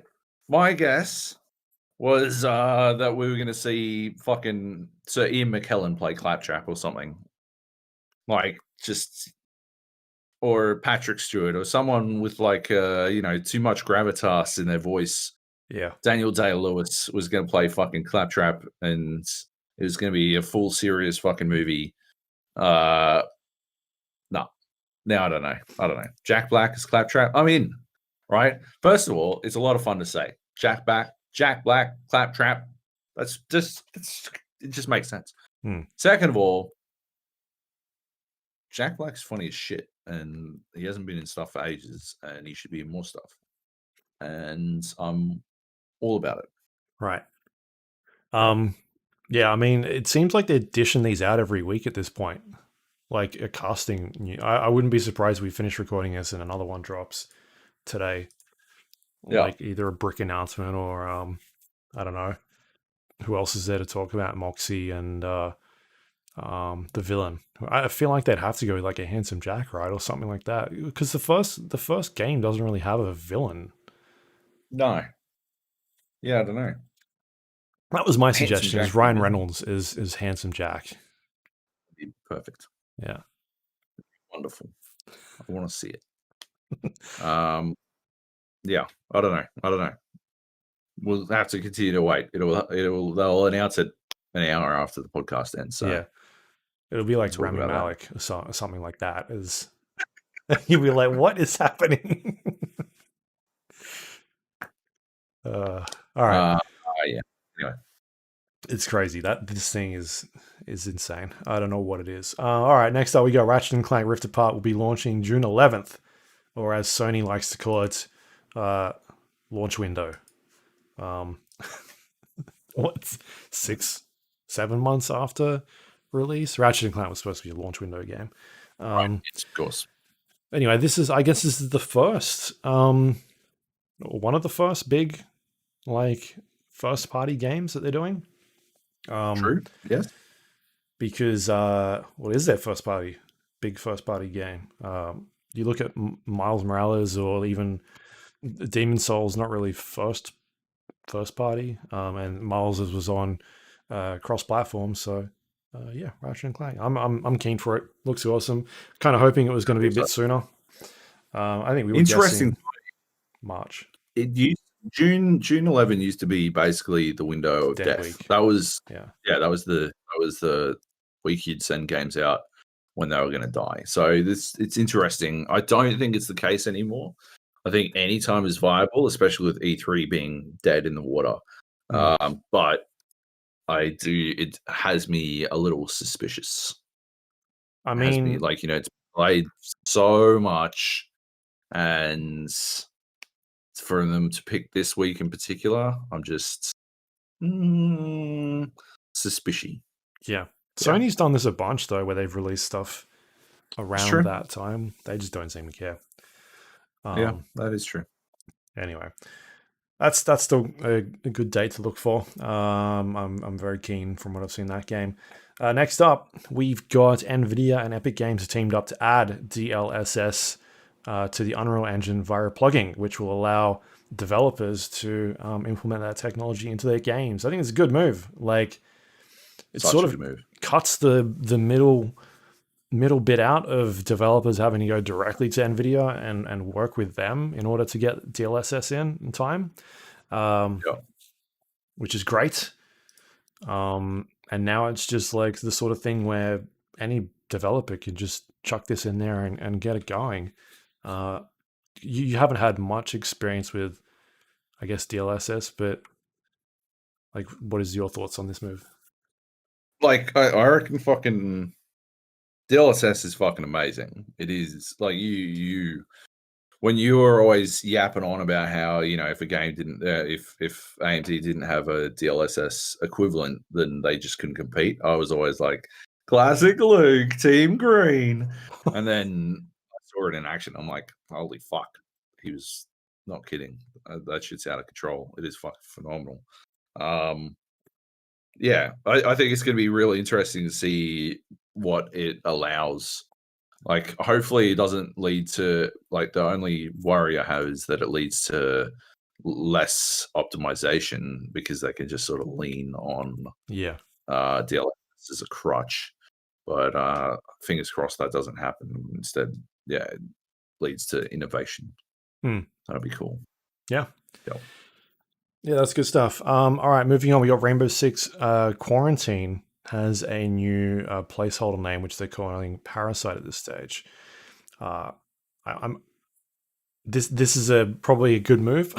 The Rainbow Six Quarantine was probably a bad name. I mean, it wasn't their fault. They had this in spot long before all this pandemic stuff. But Parasite could be a little bit more fitting because it was this like weird alien goo thing sort of taking over the world. I guess we don't really know much about it, but if they're going to be leaning on what they were doing in the Rainbow Six Siege game mode, then that sort of gives you an idea of what that game could be. I'm still keen for this, like, because we've played a bunch of these sorts of games recently. Like Back 4 Blood is maybe one of the most recent ones, where Left 4 Dead-ish style games, and I really enjoyed the stuff they did with the Rainbow Six event way back when. I mean, we were saying when we were playing it, we're like, why is this a limited event? Why not just go all in on it? And they obviously listen to us, as most people do. As they all do eventually, yeah. I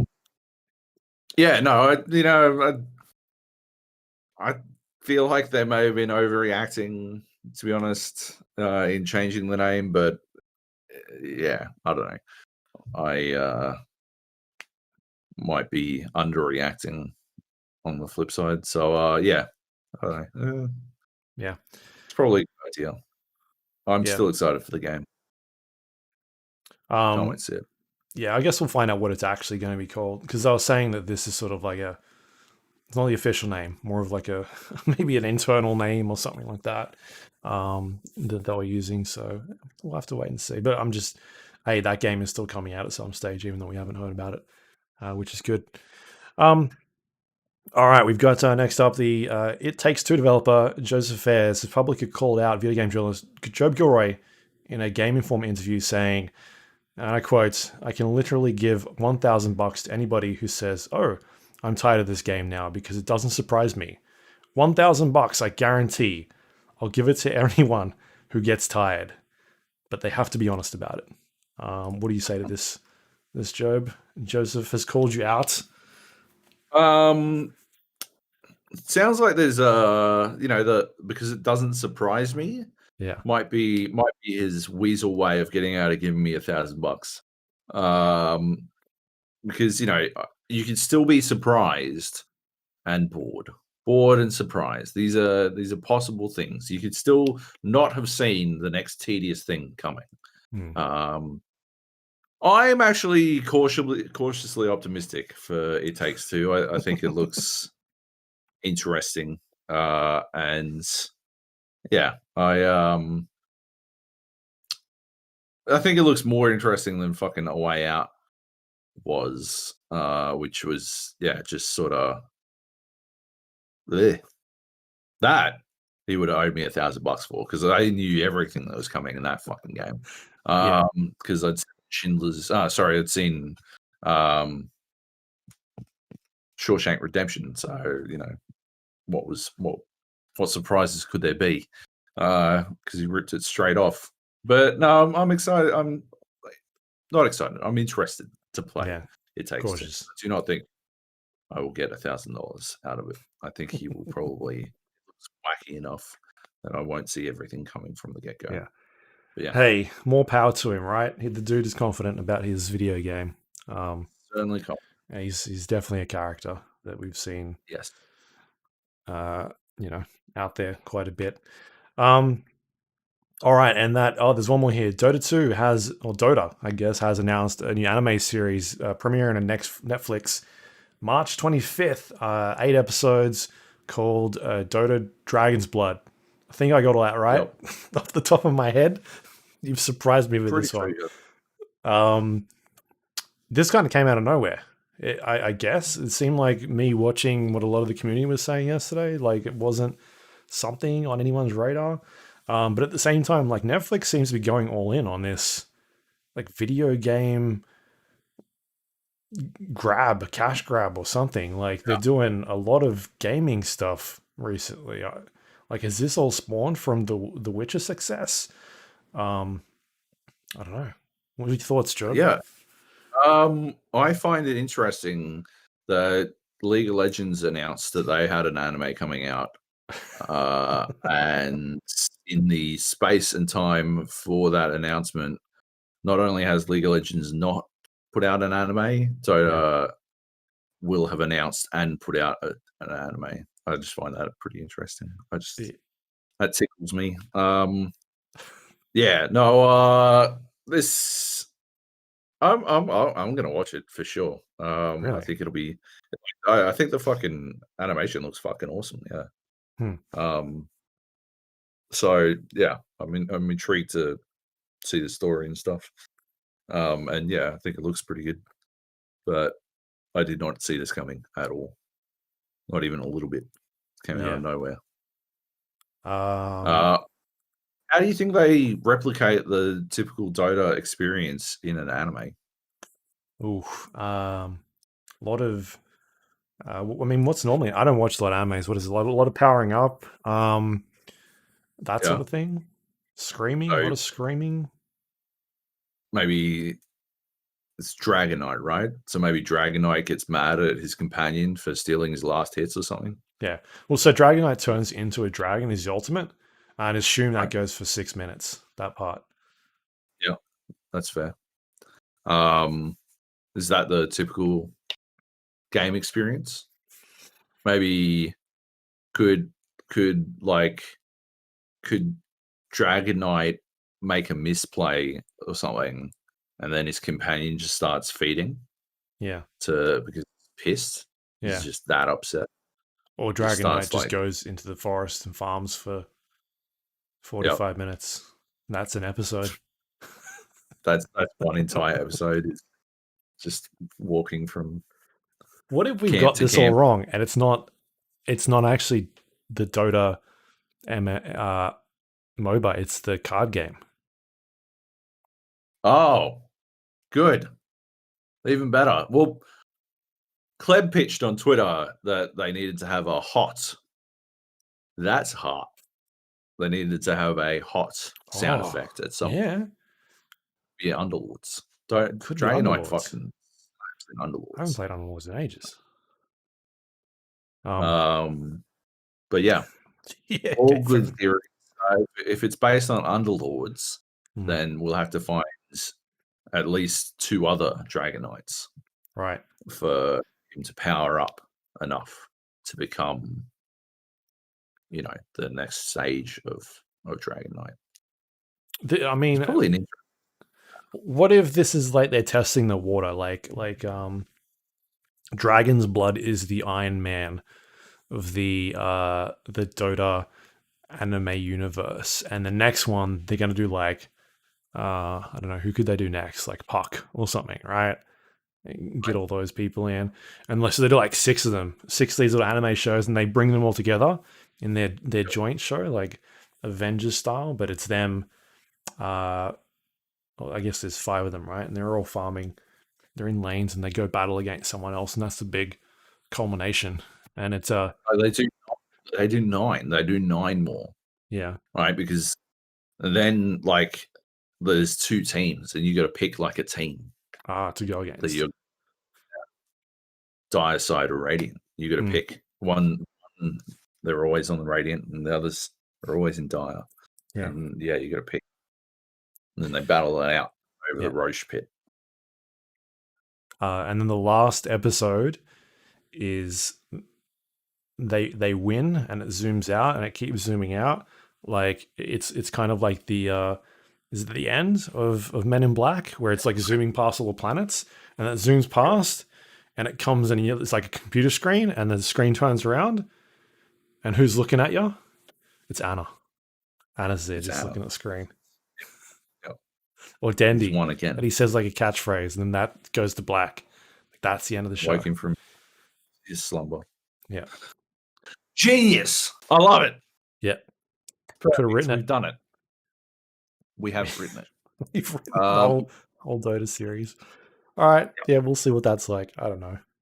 Fucking video games are weird, man. Fucking video games. Yeah, between like the Dota stuff and what else we talked about, like The Last of Us and Borderlands, it seems like they're looking for the next comic book thing. Like comic books took off, and they're like, what else do fucking nerds love?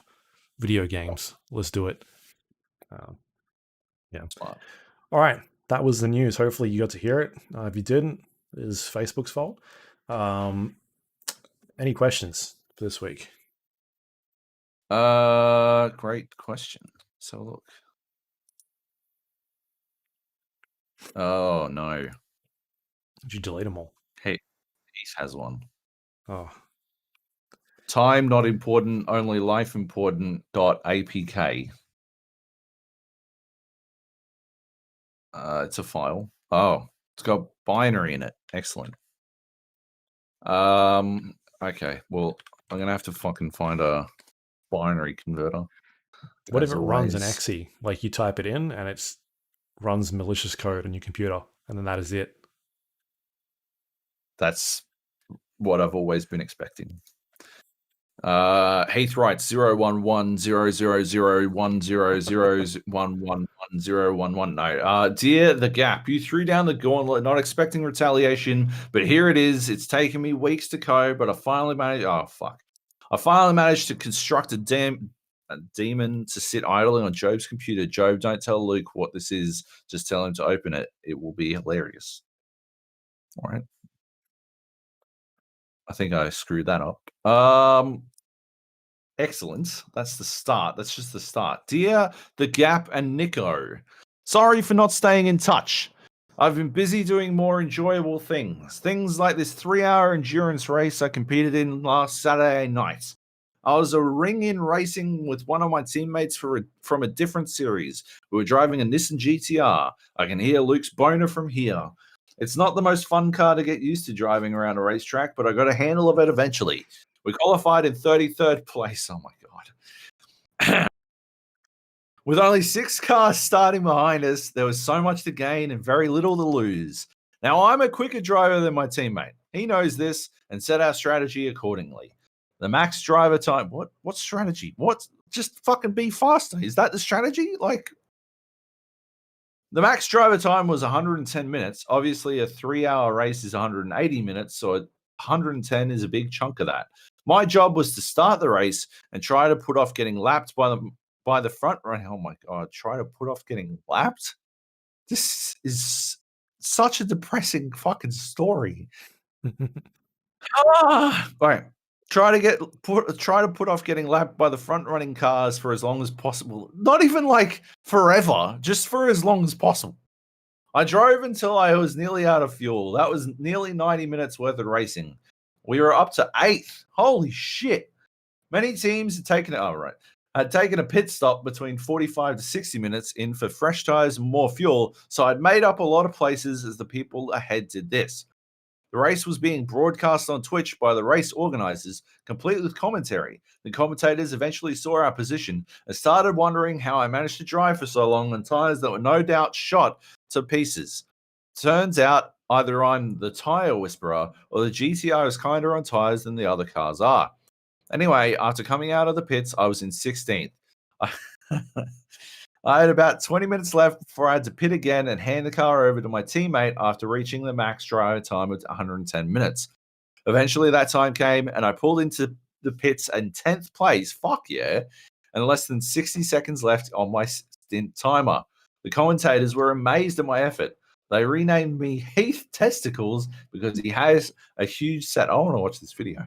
I was their MVP of the day at that point. My teammate exited the pits in 19th, and after a clean stint with one more pit stop to comply with the minimum 3 pit stops rule, we finished the race in 23rd. It was nearly 22nd as the car in front had to serve a drive-through penalty on their second to last lap and came out of pit lane less than 1 second behind us. They were too quick for us, though, and got past halfway through the final lap. My teammate Pablo didn't want to fight them too hard. We were pretty bloody happy to finish in 23rd and didn't want to risk a crash or penalty, which would cause us to finish further back. It was a pretty uneventful race for the most part. I did spend 20 minutes stuck behind a Ferrari who was on pace with me, which made it all but impossible to pass legally, but I'm sure it was exciting to anyone watching that fight. My question is to Joab. When you said you were present when I was taking infotech classes, did you mean the classes we took in year 12 or that time we snuck you into my TAFE class and the lecturer caught you looking at fatgirlsandpartyhats.com and we told him you were my stepbrother who I caught in the net cafe instead of being in school? Kind regards, Heath Testicles. Well, that is probably the most eventful Heath story I've ever heard in my entire life. Heath racing story, anyway. I love it. I want to watch it, or at least Heath, you should like get the stream and then cut out the highlights so we can watch it. That'd be fantastic. I was talking about when we took class together in year 12, because, well, actually, yeah, you didn't seem to pay that much attention in TAFE class, but I figured that was because I was there being a distraction looking at fatgirlsandpartyhats.com. Yeah, that was a good time though. I don't even know why we did that. It was just I had nothing on that day. I was a fucking layabout. I was a slacker. I still am. What am I talking about? Why am I putting on airs, Luke? Pretending I'm not still a slacker. Always have been, always will be. I'm a no good, do nothing, no good Nick. Anyway, good question, Heath. Was it a question? Yeah, there was that sort of question. I don't really know what I'm supposed to do with the binary stuff. I think I ruined that by reading it out. But there we are. You should have put "Don't read this out" at the start of the thing. Oh, I probably would have read it out anyway. Anyway. Nice. Good stuff. That's a show for this week. Quick one, nice quick one. You can find us on iTunes, Android, Windows Store, Spotify, YouTube, all the places you podcast from. We're under the Gap or the GA podcast. Please rate and review the show if you have a moment. It helps other people find us. If you want to send us questions, you can. The GA podcast at gmail.com, or you can go to our Discord page, thegapodcast.com/Discord, and you jump in there, leave us questions like Heath did, hopefully in written format or in binary code. You can also jump in there and play games. There was like a squad of, I think like a full squad of Valheim people the other night. It was ridiculous. Yeah. And they're going on. So you can jump in there and do that. You can find us on social media, not on Facebook, but we're on twitter.com/the GA podcast. You can go to our YouTube page, gapodcast.com/YouTube. You can watch this in video format. You can also go to our website, thegapodcast.com. It's got links to all those things we talked about today. You can listen to past episodes as well on there. And that is all thanks to our Patreon members who help support this show and keep the podcast and website running. If you go to patreon.com/the GA podcast and become a member, get the podcast a little bit early. And we appreciate everyone's support with that. We love you. Anything you want to pimp out for this week? You got some articles going up on OzGamers, I see. Yeah, go and have a look. If you haven't already, go and have a look at my article, my featured piece on OzGamers. It's about the triangle of survival concept that I was talking about last week on the podcast. Just sort of expanded my thoughts a little bit. Just, followed it through to its logical conclusion, I suppose. I like doing that. That's fun. I did it a little bit. I didn't put it anywhere. I probably should have. But I did it a bit for Hitman. My idea of changing the Hitman story. I wrote that up. But figured I'd hold on to that one. Didn't feel like it was worth, I don't know, giving to anyone. Right. But yeah, go read that on OzGamers. It's pretty good. And yeah, follow me on Twitter at JoeyJojo. And that's about it. Cool. You can find me twitter.com/Luke Lawrie, LAWRIE. And that's it for this week. I don't know what we'll be talking about next week. Oh, we got some stuff. I don't know if we can talk about it yet. There's things happening. Some stuff. Yep. Yeah, we'll definitely have some games to talk about next week. Some new games.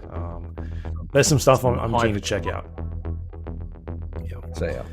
All right. Cool. That is it. Thank you everyone for listening. I will catch you all next week. See you then.